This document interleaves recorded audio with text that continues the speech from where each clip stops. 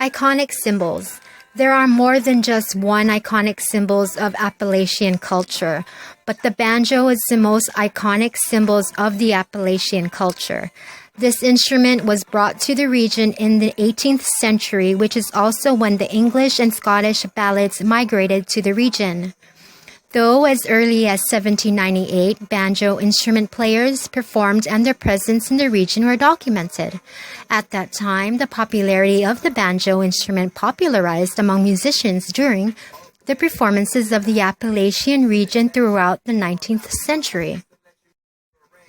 Banjo.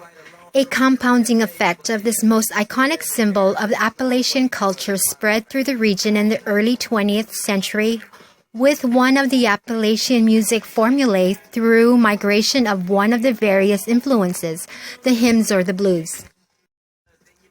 Compounding effect. Appalachian music and early Appalachian musicians have quoted and recalled being greatly influenced by the compounding effect of this most iconic symbol of Appalachian culture. It provided much harmonic and verbal dexterity to the region.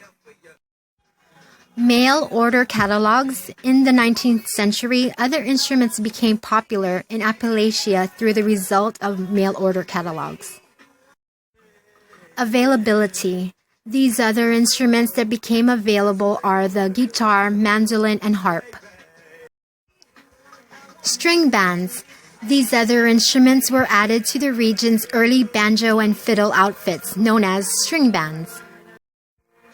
Dulcimer. Also in the 19th century, in the stretches of southwest Pennsylvania and northwest Virginia, emerged an often called Appalachian or mountain dulcimer, which is due to the fretted dulcimer popularity in the Appalachian or mountain region.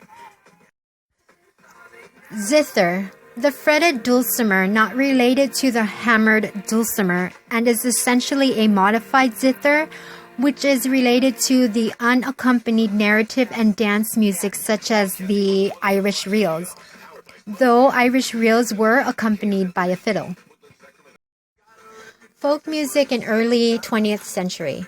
During the 1950s, the other instruments of the modified zither, also known as the fretted dulcimer, was taught by Kentucky settlement schools, and its popularity spread through the region among the folk music enthusiasts throughout the early 20th century.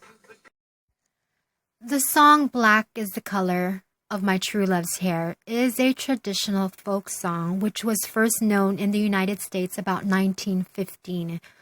However, it may have come from Scotland originally. It is about a girl who is waiting for her lover to return from sea. An excerpt from "Black is the Color" by Jeannie Ritchie, Mountain, Hearth, and Home.